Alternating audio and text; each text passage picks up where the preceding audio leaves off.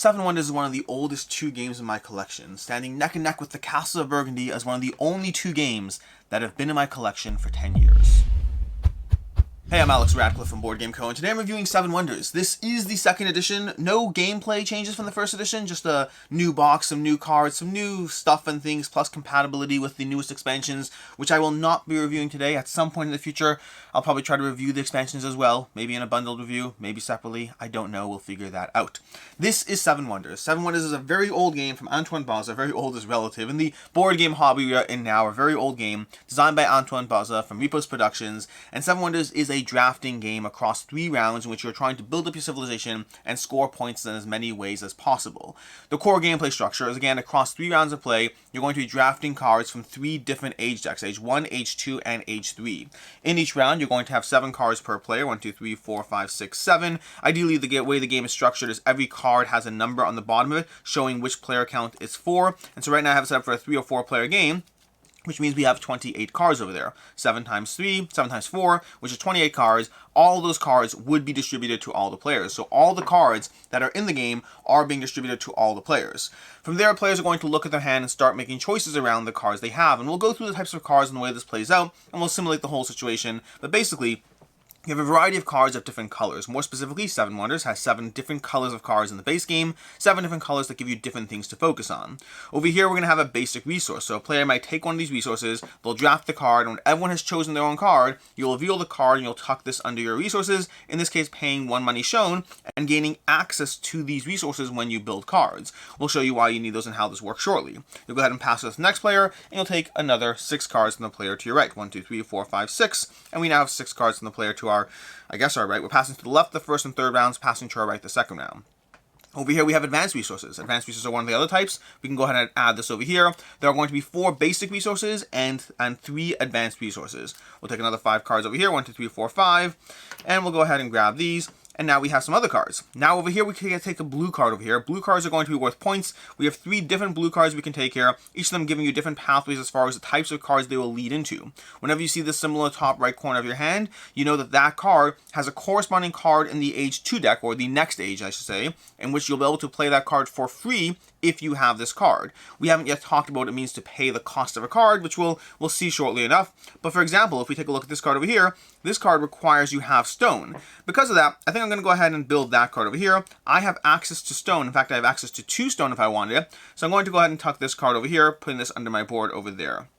Now, the way resources work in Seven Wonders is resources are not consumed. You can use resources again and again and again. You just have to have access to those resources. The reason you want more than one resource is, for example, over here, building this wonder, which we haven't talked about yet.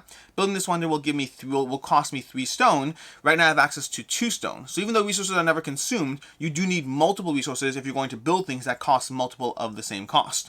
Additionally, you have the option of buying resources from your neighbor. Should this player to my left over here or the player to my right, either player on the left or the right, if they want to buy resources from you, they'll have to go ahead and pay you 2 money per resource that they purchase, but you have to have access to those resources. Going back to the deck over here, we'll grab another 4 cards, continuing the process of fake drafting over here, and now we have 3 new card types you haven't seen yet. In fact, this will bring us up to the 6 card types, with the 7th card type being in this deck over here. So if we look at these cards over here, we have these 3 card types, which give you access to these. We'll complement these. We have 2 resources, we have points, we have science, we have war, and we have, well, kind of multi-use trade or some sort of commerce type engine over there. We'll talk about those shortly. Should I play this card over here, I would simply get 5 money. One of the reasons to get money is because of the fact that when you play that, you're going to have more money to buy resources, but other things can cost money as well across the course of the game. So we'll go ahead and do the tavern over there. That will be one option. We have science. Science would require access to this resource, which I fortunately have, but even if I didn't, you can buy from the neighbor to your left or your right if they have those resources, and science will be points as well as giving you access to other things. So the way science works in the game is science does 2 things. First of all, science will score chunks of points at the end of the game. The more science you have, the better. There are 3 different science symbols, and the way it works is you get 7 points for every set of 3 different ones, and you get the square of however many of the same ones you have. So for example, if I have 5 of this symbol at the end of the game, that's 5 times 5, which is 25 points. If I have 2 full sets of different symbols, that would be 7 points each, 14, plus the square of each set. Science compounds very heavily. The more you get, the faster you get it. Science is a very, very big scoring indicator if you can get a lot of the science. Whereas if other players take the science, well, then you're all fighting over the same stuff because there's a limited amount of science in the game. But there's an additional perk of science, which is science often gives you access to 2 different buildings. So over here we have 2 symbols over here, which are 2 different buildings we'll be able to build if we have that science card, building them for free regardless of the cost, and these costs may not seem intimidating just yet, but they will go up across the course of the game. Then lastly, or at least lastly for right now, because the 7th card type is in the Age 3 deck, lastly for right now we have War. War, I have access to wood, so I can go ahead and play this War card. That gives me 1 War symbol, which is relevant in between each round. At the end of each round, you're going to have a combat with the player to your left and your right. That's a big thing in 7-1, is the concept of the left and the right, because it's a game that plays 3 to 7 players in this game over here. Original game played 2 to 7, but they gave you 7-1 as dual, so now focusing on 3 to 7. But they have this card, the concept of war happens in between each round, in which you'll have a battle with the player to your left and your right, and you'll compare the number of shield symbols you have, so in this case I have 1, against those players, and you'll get points depending on how you won. In Age 1, you'll get 1 point for each victory, in Age 2, you'll get 3 points for each victory, and in Age 3, you'll get 5 points for each victory, meaning if you dominate war the entire time, you will get 16 points. 10 points for both battles in Age 3, 6 points for both battles in Age 2, and 2 points for both battles in Age 1, which means 18 points, not the 16 I just told you. Math is a complicated thing. But additionally, whenever you lose a battle, you're also going to take a negative victory point. And so you're not just gaining the victory points, you're not taking the negative victory points, and ties result in no victory points being distributed at all. And so those are the 6 card types you'll have. You're going to be drafting cards, trying to choose those cards, trying to figure out what combination of resources you need to set yourself up for future rounds, what various abilities you'll have from the yellow cards, the science that will both let you build cards for cheaper, the points, which are just pure points, those blue cards, and then of course war, because well, you need to actually fight people so that they don't get points, and so that you do get points. Because it's not just 18 points, it's not just the lack of negatives, it's also the fact that if you don't get those points, the players to your left and your right are getting those points, so it's a point difference between those players, between all 3 of you over there, which makes war something you do not want to not pay attention to. There's 2 other things you can do with cards, though. The 2 other things you can do with cards is whenever you get a card, you're doing one of 3 things.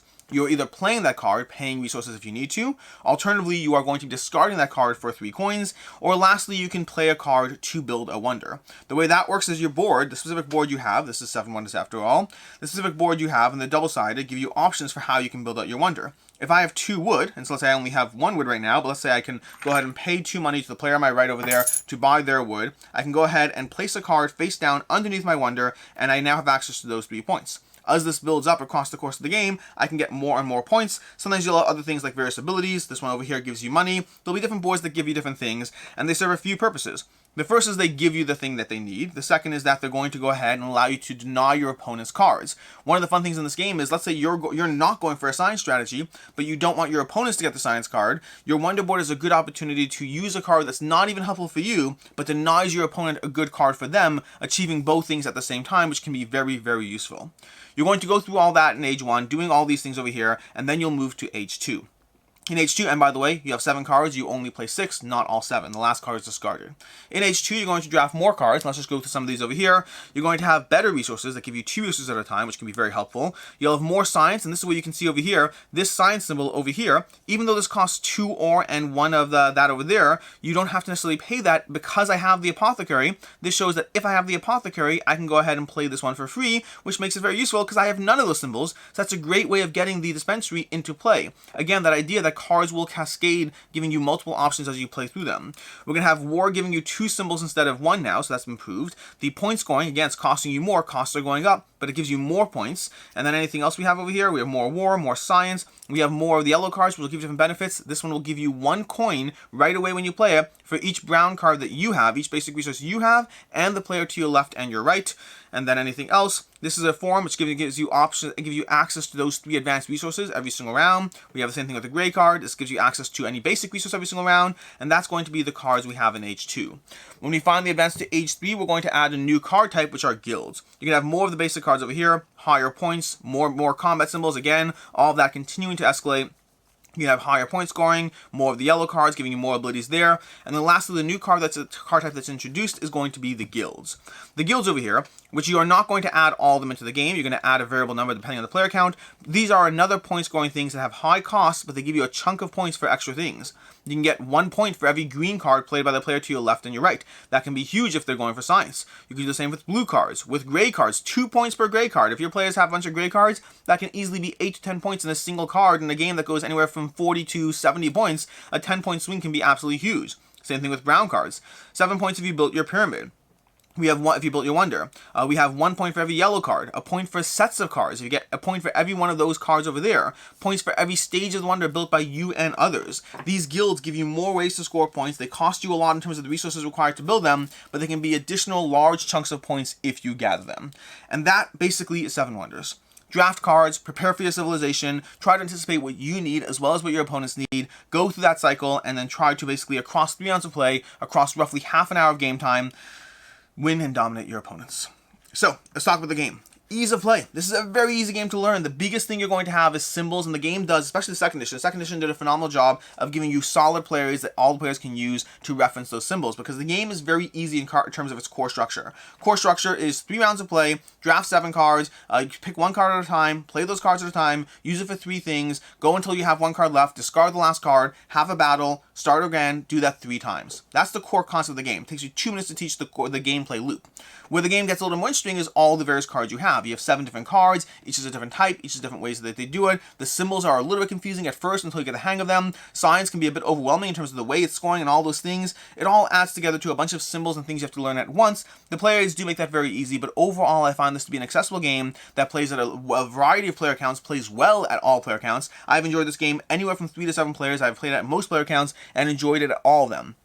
7 slows down a drop, because the more players you have, you're always based on the slowest player. But overall, even at 7 players, I can knock out a game of this in 40 to 45 minutes tops, and at 3 to 4 players, knock out a game in 30-35 minutes. It is a solid experience in terms of the general accessibility of the game. Table space gets large at 7 players, but is very reasonable at lower player counts. As far as reviewing 7 Wonders, as far as my opinion of this game, 7 Wonders is a game that, first of all, is a very starting baseline. If you know this has been in my collection for 10 years, you know I like the game. And it's also worth noting, by the way, it's worth noting these coins over here. These are extra deluxified coins. You do not get metal coins in your copy of the game. Worth covering that. But I like 7 Wonders a lot.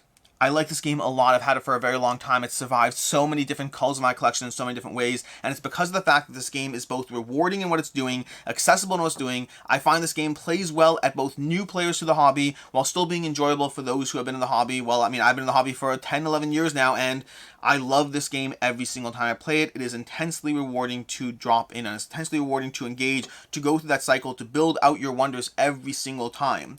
I do find that having played this game for 10 plus years, that I do like having expansions. We'll talk about that more in the future. But overall, this is an experience that is accessible, rewarding, plays quickly, plays at variable player counts, and because of that, I find it's a game I keep coming back to. I love drafting as a general mechanic. It is my favorite mechanic in board games overall, and 7 Wonders is possibly the first one that introduced me to it. I played Magic the Gathering before I got into board games, so I'm familiar with drafting, but I think 7 Wonders might be the first board game that I played that had drafting, and it's one that has stuck with me since then. There might be a degree of bias in my opinion around it because of the fact that it's one of the oldest games in my collection, but also I've gotten rid of many, many other games that have been in my collection a long time. I tend to be very cutthroat about the games I allow myself to keep, and while there's certainly a degree of nostalgia around this experience, I think it just resonates with me.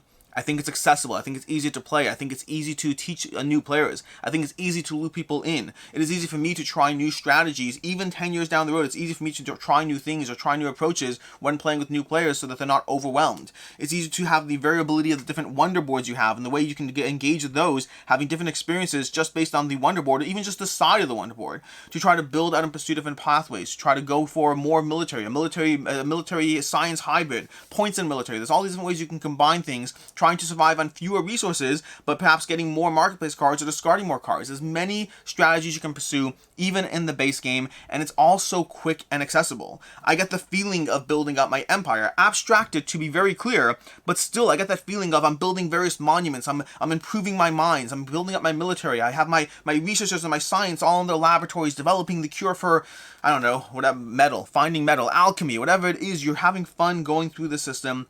That's very accessible, very rewarding, very quick to play, very accommodating at higher player counts. Now, it's not a perfect game, not by a long shot. The base game, the base game of 7 Wonders, before you add in expansions, does have a degree of limit to just how variable the experience can be. Sure, you can try new strategies, but there's only so many cards you have in the game. There's only so many different things you can try to do as far as just the core concept of what the game allows you to do. It is simple, it's accessible, it plays in half an hour, and it plays at a large variety of player counts, but that does mean it's not going to be the deepest experience out there.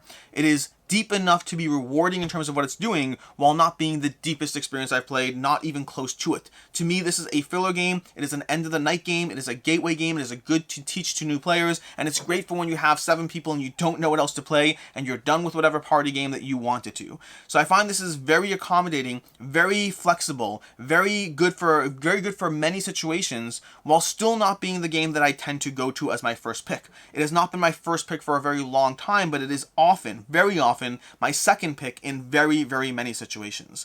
Overall, it's just, what's the word for it? There's a good word here I'm missing, but it's a chameleon. It's very flexible and accommodating in terms of what it can do. Chameleon is not the right word I'm looking for, by the way. There's a different word. But either way, as far as rating and final thoughts in Seven Wonders, I really enjoy this game. I've enjoyed it for a long time. That should hopefully be clear. For me, this one's a 4.5 out of 5. The only reason it's not a 5 is because of the fact that at the end of the day, there is limited depth to the experience. And I think that is a big thing, and it's worth talking about. That you don't need all games to be the next Splotter game, the next Vitalisorta game. You don't need every game to be a heavy, ridiculous, over-the-top engine. But I think this one's far back enough from that in terms of its base accessibility that I think it is worth dinging it a bit for that. It has a place. It has a place in my collection. It has a place in many people's collections. It has developed offshoots. We have Seven Wonders Duel. We have Seven Wonders Architects. There are a lot of offshoots of this game because it has certainly entrenched itself in the board game space. And for me, it has held up for 10 years. It would be hard for me to not give it a 4.5. It would be hard for me to give it anything less for a game that has lasted this long, been this accessible, and this accommodating to whatever situation I need. As far as other game recommendations, first of all, I mentioned 2 already, Seven Wonders Duel, Seven Wonders Architects. I think Seven Wonders Duel is an excellent 2-player version of Seven Wonders. I prefer the original personally, although I think more people prefer Seven Wonders Duel. And Seven Wonders Architects I think is good if you want even more of a gateway game. For me, I found it to be too gateway, and I think Seven Wonders does a great job as it is. What I would say as far as other game recommendations is I highly recommend Between Two Castles of Mad King Ludwig from Stonemaier Games. I think that's another great game of drafting, of quick playing, accommodating to higher player counts, in which you are working together with your teammates to build a castle together, scoring for your lowest scoring castle on each side. A fun little puzzle that one gives you. And then additionally, It's a Wonderful World from Lucky Duck Games. It's a Wonderful World gives you another drafting experience across 4 rounds of play as you try to develop your empire. A bit more abstracted, I find, and I don't get into it thematically quite as much, but it gives you a very solid endgame scoring that can be very, very rewarding. In any case, and until next time, I hope you enjoyed this review. I hope you found it helpful. I'm Alex Radcliffe from Board Game Co., and as always, I hope you have a good one.